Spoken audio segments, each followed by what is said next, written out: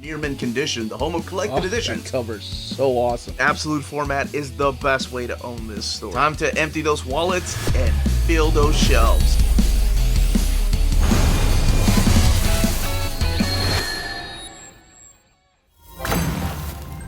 Welcome all you minties to your advanced look at the Star Wars The High Republic Omnibus Volume 1, Phase 1, Light of the Jedi. So let's go ahead and get started.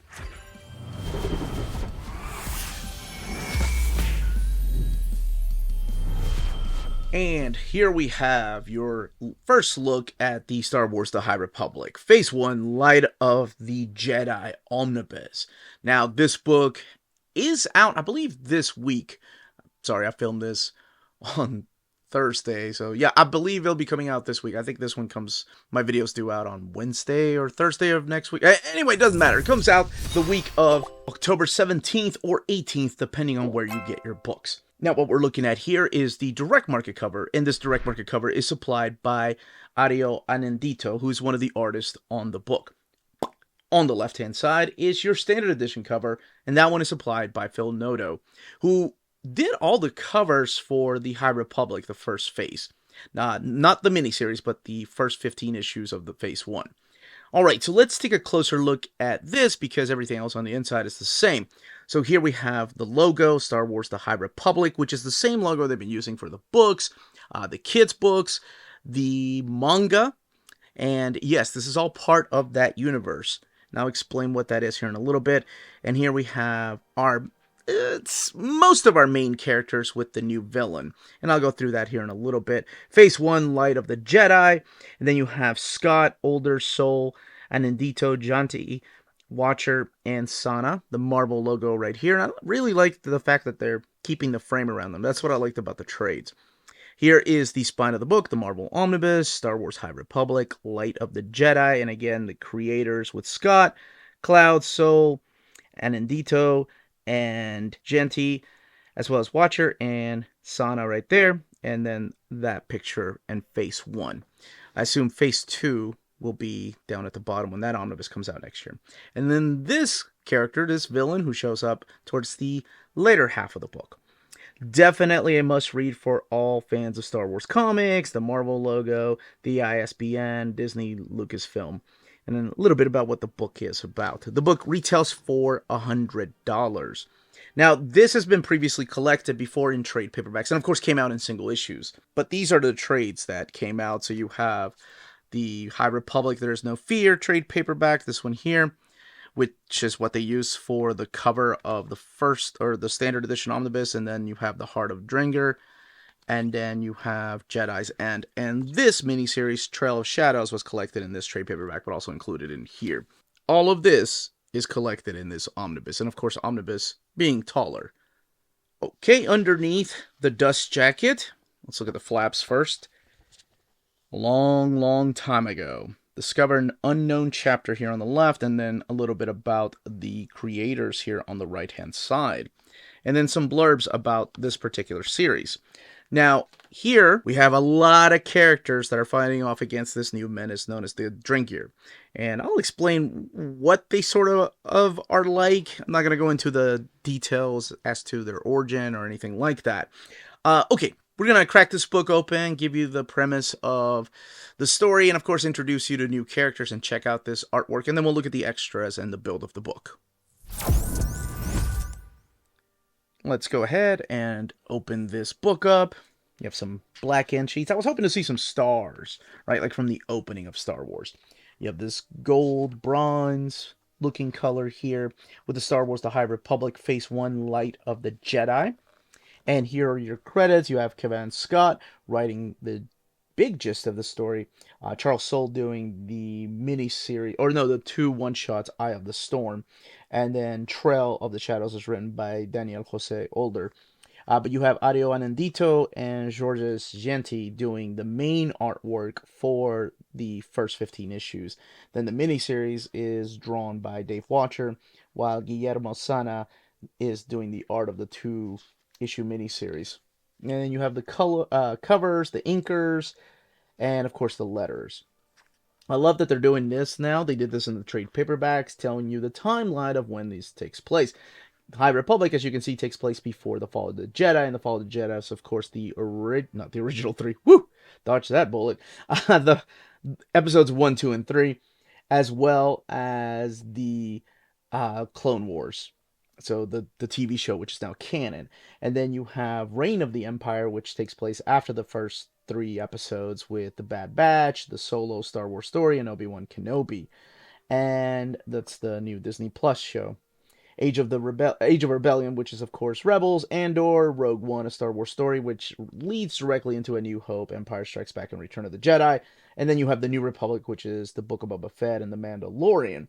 Rise of the First Orders, where you're gonna find the last trilogy. So you have the Resistance story there, The Force Awakens, Last Jedi, and the Rise of Skywalker. Here's a little bit of an introduction as to what this time is for the Jedi. This is about 150 years before the Jedi are shown in episode 1. So this is now a galaxy of peace, and the Jedi have kind of gotten rid of all of the menacing forces. And they're working together as one. And they're still training Padawans, as you'll see here in a little bit. Here's your cover with this beacon right here, this starlight, which becomes a big central focus of this. Now, before I even talk about this book, I have not read the books, the novels. I have not read the manga, nor have I read the young adult graphic novels. Those are being published by Dark Horse. It's really interesting. You have the books, and then Viz is doing the manga, and then Dark Horse is publishing the adventures. And I've heard really good things.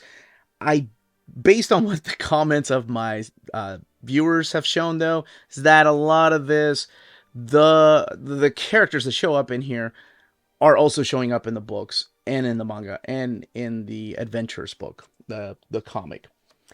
And they did say that the last part of this, like the last 4 issues, would spoil something from the book. So keep that in mind. Do you need to have read any of that to enjoy this? Absolutely not at all. I haven't read any of that, and I enjoy this because I like books when they take place before the Skywalker saga, because everything seems to be just centered around the Skywalker saga. All right, so in the first issue, we meet a Padawan. This is the Jedi Trials of Keith Trennis. She is trying to become a Jedi. This is her master. This is Skier, and I believe he's one of the characters from the books. And this is how he talks. Everything is with S's, like almost like a slither. And those are your 2 main characters. Now, as she's going through these trials, something horrible happens where she has to go and save some of these people from this particular world. And then we are shown the Starlight Beacon. This is somewhere else out in space, and we're introduced to a couple of characters there. This is the character of Maru, and this right here is Avar Kriss, Master Avar Kriss, who will eventually become the Marshal of Starlight Beacon. We get a little bit of cameo of Master Yoda that pretty much just shows up and is like, I ain't got time to be here. Y'all gotta handle this. I got business to do elsewhere. And that's it. That's really it. Now, there's other cameos and Easter eggs for fans of Star Wars through here, but that's the only one I'll talk about because it's in the first issue. Now, as I was saying, when Keeve Trennis is trying to go through her trials, she decides to stop the trials because there's a horrific thing that's happening, and she saves some of these people. And she is pretty much granted the title of Protector of the Light. She has now become a Jedi. So there's this whole celebration, and it's really cool to see the Jedi in full force, right? Like what they were like. But they've also kind of been laying low with their training. Like they're not the badasses that they were before. Like if you're expecting something like Old Republic, which still, oh my gosh, that comic is so amazing. But it does feel a little bit like that, though. It does feel like they've been out of touch with their training, so they've kind of let their guard down. Then we're introduced to these twins right here that remind me of Tomax and Zamod from G.I. Joe. This is Tarek and Zaret, and they have their own Jedi abilities. Now, what brings everything together, what the main villain is through these first few issues is the Drengir. The Drengir is like this vegetation. I don't want to compare it to like Little Shop of Horrors because these things are menacing. What they do is they invade bodies. Like they take over the bodies of other creatures like Jedis. and then they take the shape of those creatures. So you never know who's been taken over. And there's some pretty creepy parts through here when these plants, the Drengir, end up taking over some of these Jedis. Now it's up to this brand new Jedi of Keith Trennis and the Marshal of the Starlight Beacon, Avar Chris, and everybody else to put a stop to this new menace. Now there's other little I don't want to say little. There's other characters that show up through here that you might be familiar with if you've been watching Star Wars for a while. Uh, there are characters that show up through here that you're going to be like, wait a minute, that looks like a hut. Yes, it does.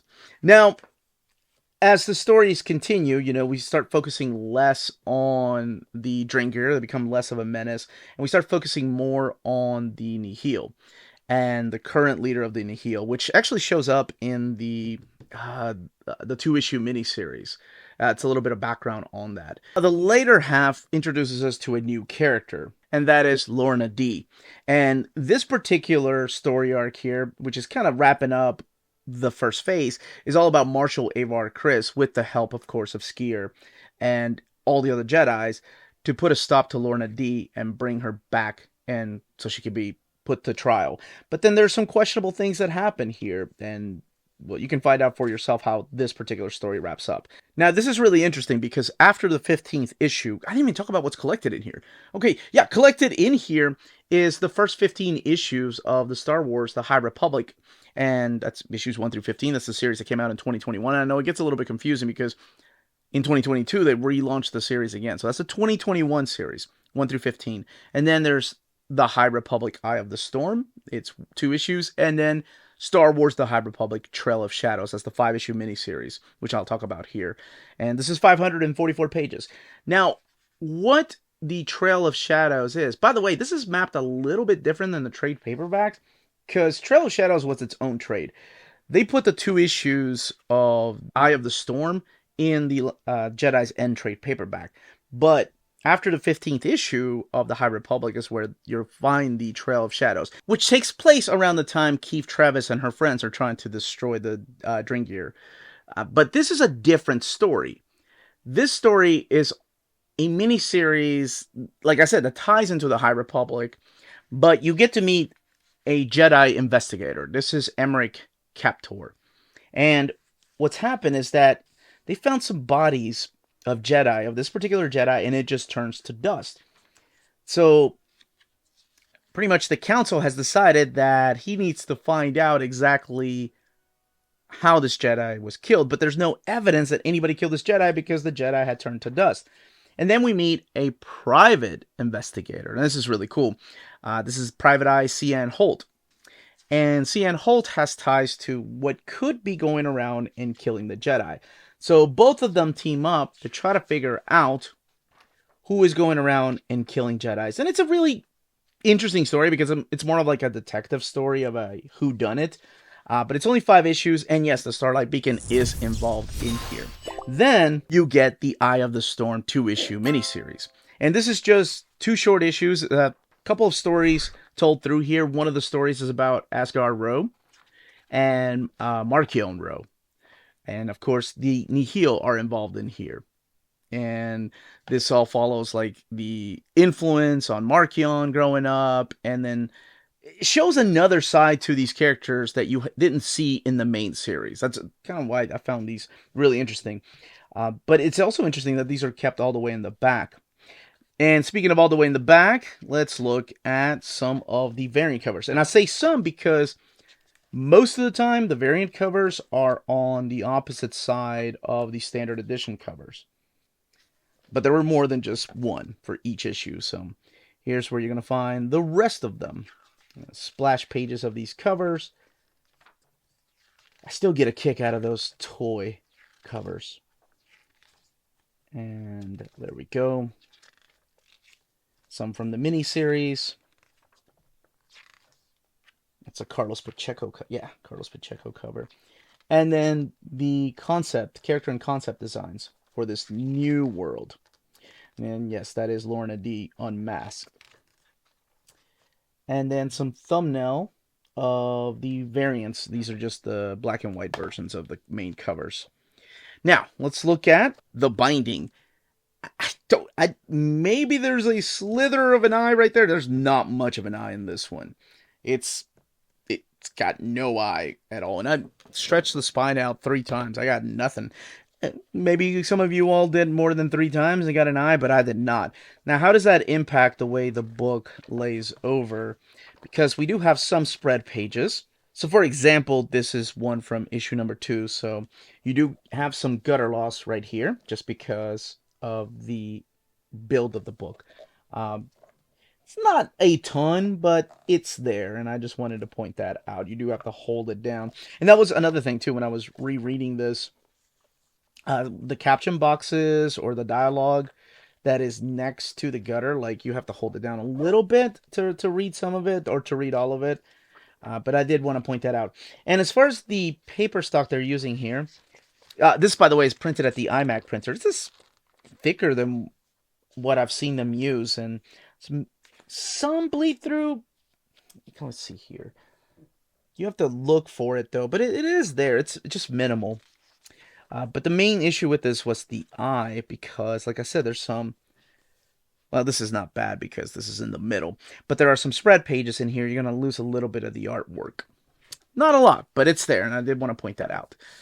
That, as they say, is that.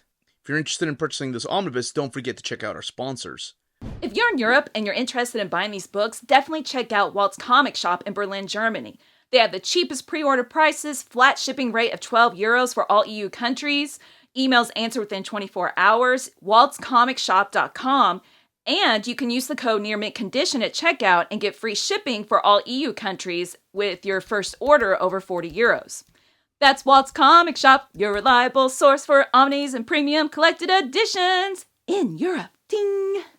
CheapGraphicNovels.com, your online home for graphic novels and collected editions up to 50% off cover price. They have excellent shipping and prompt and helpful service. Check out their bargain deals for up to 90% off cover price. And don't forget that CGN also takes pre-orders. That way you don't miss out on the hottest releases. And they are currently running a special promotion for you Minties. If you're a first-time customer, after receiving your order confirmation email, reply back to that email and let them know Near Mint Condition sent you their way. They will then apply a free shipping promotional credit to your next order in the US. Cheap Graphic Novels, your source for the hottest books with the kind of deep discount, quality shipping, and customer service that will keep you coming back for more. And that was the content, the page count, and build of this particular omnibus. Let me know in the comments down below if you have already read The High Republic, what you think about it, whether the books, the manga, the young adult comics. Let me know which of the High Republic works you've enjoyed the most. And if you read the comic, what you think about this one and what you think of Phase 2.